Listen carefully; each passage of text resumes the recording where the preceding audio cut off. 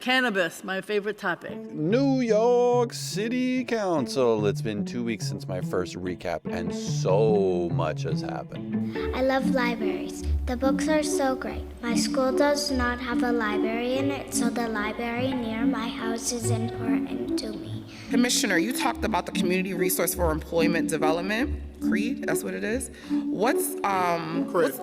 CRED? CRED, like credibility, CRED on the streets. Oh.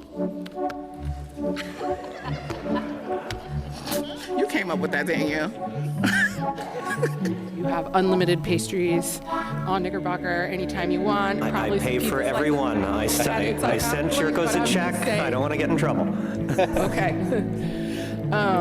This pilot will take those huge piles of trash that are generated by the largest buildings off the streets and instead store them in secure containers, just like you'd see in Europe, South America, or Asia, years faster than anyone thought possible. If you would like to defeat the piles of trash and rats once and for all, Yes. there is pending legislation that must pass. Without that bill becoming law, this will just be another pilot for the dustbin of history. Far more than just dust will That's a good line. That's a good line. Was it you that decided to come up with the pizza box container bins in our parks? As an Italian American, I find it very offensive that you guys put a pizza box container in one of my parks. I also think that's really stupid. We're in constant communication with OMB. The possible enormity or scope of cuts to federal funding are not yet known. A little disconcerting that we are facing pretty eminent cuts and we have no semblance of a plan yet. I will refer to Commissioner Castro. There's a lot of referring going on. What's the point of the hearing if we don't? My name is Ramka, and I watch City Council live streams. We just finished the city's annual budget hearings last week, and boy, I have learned a lot. Last week, I even gave my own testimony for the very first time. But before we watch me do that, there's a lot of other moments that stood out to me. First, let's watch this testimony related to street vending. The truth is, we have more than 10,000 names on the waiting list. There are thousands of others who are not on the map. Some folks and some of our members, folks who testified today, their waiting list number is 3,000. That means that they will need to wait 10 more years likely, or they will just need thousands of people who hold these permits to die for them to get a chance to obtain the license. So it's kind of like the whole system is set up in a way that is failing the vendors and failing the city. A lot of people ignore the fact that the merchandise licenses haven't been touched since 1979. That is 46 years. Crap. 46 years with the same number of licenses. We heard from the sanitation inspectors. They go out at the vendors and being very aggressive, yelling at the vendors, telling them, go get a license. It will take likely 100 years for this waiting list to be over. That's insane. Let's just jump ahead to Lincoln questioning the Board of Elections. First, in light of DOI's conclusions on your conduct, Mr. Ryan, do you acknowledge that your conduct was highly inappropriate and may have caused lasting harm for BOE employees? There is potential litigation involving one of the employees. I accept the discipline that the commissioners handed down, and I'm in the process of, this is a little bit new, but I'm in the process of finishing all of the training that they have said to do, and I certainly would demand of myself that no such circumstances are replicated in the future.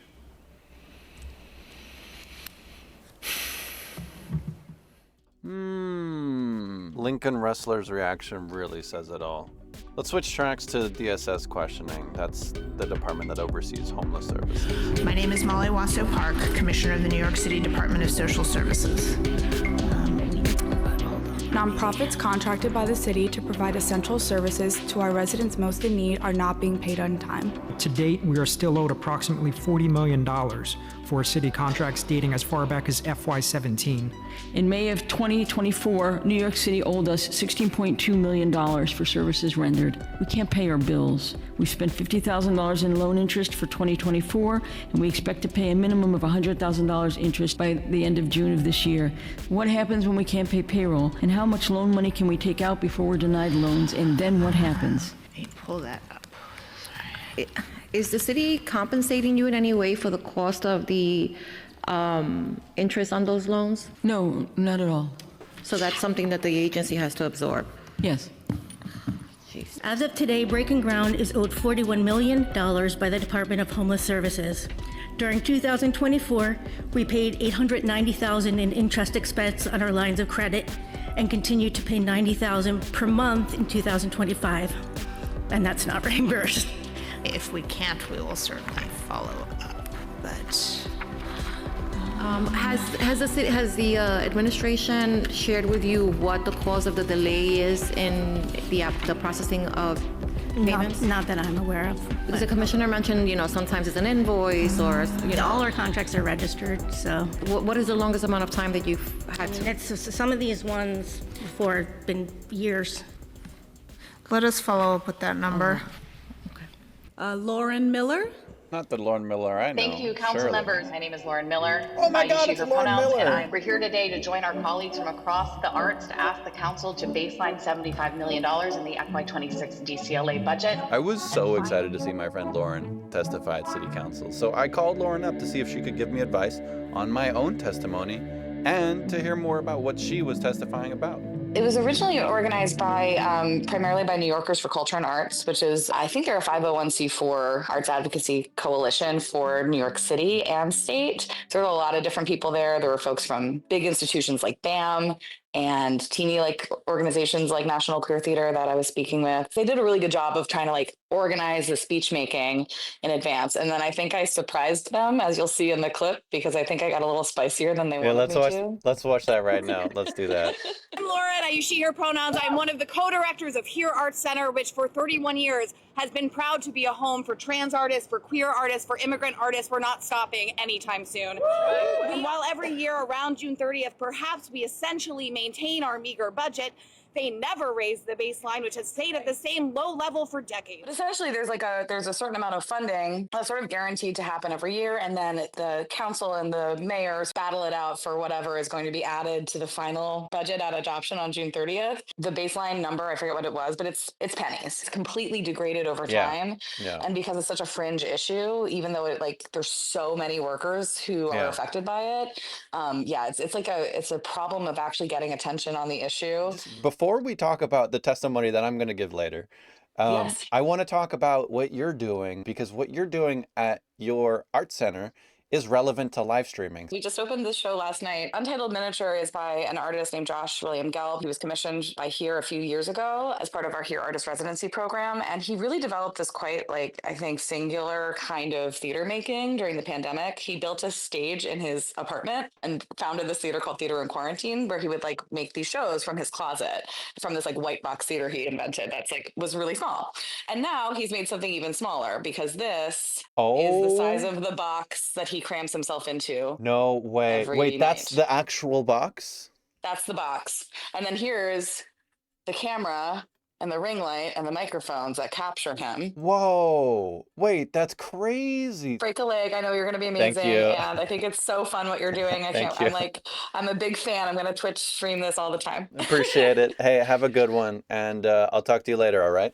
Talk to you later. Thanks, Ronka. Ciao. Bye. Finger snaps for Lauren, everybody. Yes. Okay, that's when the craziest session of the week started. If I wasn't here in person, I would think I'm watching a bad episode of Parks and Recreation. I was not expecting Parks and Rec to be so saucy. People are upset. How does this impact New Yorkers? They're frustrated because bathrooms are closed. There are less parks programming. Parks repairs are taking longer. New York's national park ranking, called the Park Score, has dropped from 7th out of 100 to 12th last year. Okay, but wait. There's a lot of things I had to cut out, but things get way, way worse. On November 3rd, the Parks Department issued an RFP for the management of the Woolman Rink in Central Park. This was after the department turned down an offer by the Central Park Conservancy with the largest private gift in its history.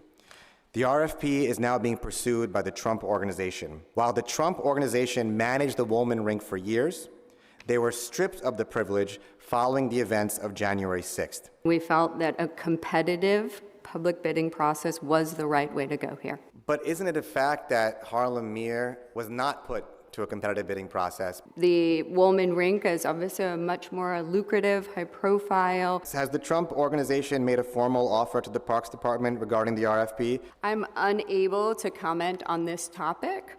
And how about the number of bids that you've all received for this Also project? cannot comment. It's an ongoing negotiation. You are, and the Parks Department and City Hall are aware that the Trump Organization has been convicted of 17 counts of criminal tax fraud and falsifying business records. We are aware, yes. So yeah, Trump might get his rink back, but at least we have our trees though. I got a constituent that asked for a tree in her area, and she got an email saying, we expect to be planting in your area 2033 to 2036.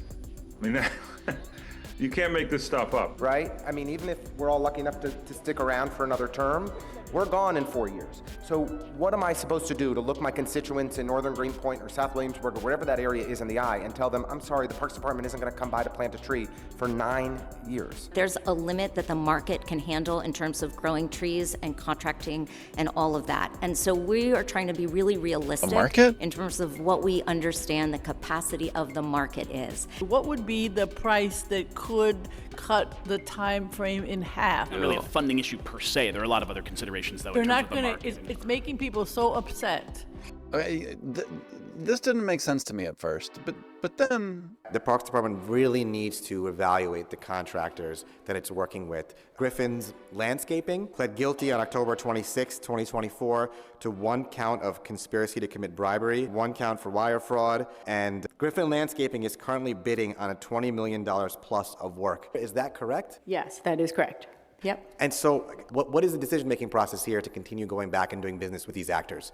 In order for us to improve and invest in our urban canopy as fairly and efficiently as possible. Glenn Griffin is set to receive up to 10 years in federal prison and over $20 million in capital projects.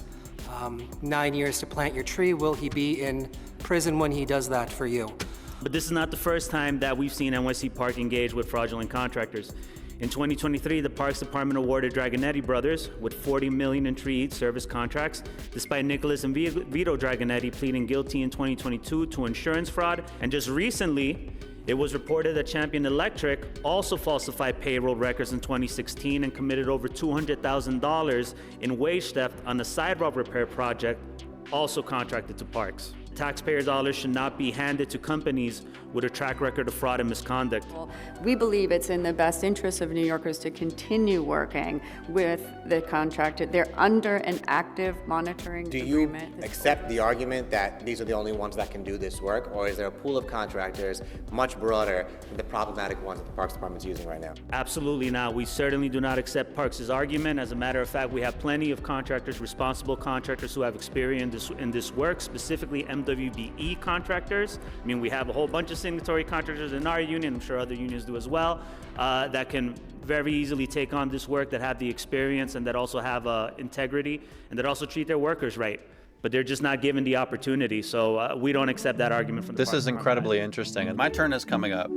So I can't be wearing my hoodie. I gotta be a little bit more formal and a little bit more on theme. Here we go. What do we think? Next up, we have Romke Hugwerts. You may begin. Hi. Hope you can hear me. Thanks for this distinguished council for offering me the opportunity to speak today. Thank you, Chair Krishnan. I know that you're a Mets fan, so I apologize in advance for what I'm about to propose. New York is set to host the World Cup in 2026, and yet constituents are constantly challenged to find spaces to play. Of course, New York City has limited space, but I would like to argue that we should reconsider the usage of a few sites that we already have. Soccer is unique in that you can play with just 2 people. Bring a ball to a pitch and people will come together to play. It's magnetic. Our city is full of soccer fanatics. Soccer pitches are remarkably amenable to other sports like American football, lacrosse, cricket, ultimate frisbee, and various cultural events. Soccer fields are basically giant multi-purpose playgrounds. Now, of course, baseball is a vital, historic American sport, but as our city grows, becomes more international, and critically is hosting the upcoming World Cup, it may be time to reconsider the allocation of our sports fields in our city parks. Let's look at Central Park. It has 25 baseball fields and not 1 soccer pitch. I would like to propose converting the 6 fields within the Great Lawn to multi-purpose soccer pitches. Keeping 2 ball fields just above the ring. I would also like to propose that half of the ball fields in North Meadows be converted. However, for those I would suggest urban farms inspired by the efforts of Amber Tam. As for Heckscher ball fields in the South, those are historic and should absolutely be preserved. I am a first-generation American. I've lived here for 16 years, and I love this city's soccer community. I've played in paid leagues, free pickup games, and tournaments across Manhattan, Queens, and Brooklyn. I've even had the pleasure to play alongside Newcomers Football Club, a crew of players mostly consisting of asylum seekers passing through the shelter system. It's a reminder that public access to soccer is a fantastic way to bring citizens together. Let me close out by mentioning financial opportunities. This proposal would allow the Parks Department to make use of the $20 million budget EDC has allocated for fan events related to the World Cup. Central Park is an ideal location for such events, considering all the tourists that will be there. I didn't realize I went over. Games. And finally, this would also create opportunities for lucrative sponsorships, potentially offsetting any costs this conversion would accrue. I didn't hear that, Bell. Had he been alive today, I would like to think that Charles B. Stover would have loved this proposal. Thank you for your time and consideration. And lastly, for the record, let's go Mets. Thank you to everybody today. Thank you for your testimony, and indeed, let's go Mets. Next up, we have Roberto Sosa. You may begin. Hello, mi nombre es Roberto Sosa. We did it, chat! We did it! Wait. Oh my God, that was so fun. That was so fun. We did it. My mom was watching. Oh my God, she saw it. She stayed up late. Mom, dankjewel. Wat vond je ervan? Wat is de zwarte ster op je wang? My mom is asking about my star. This was from my injury. Let me take it off. I'll show you.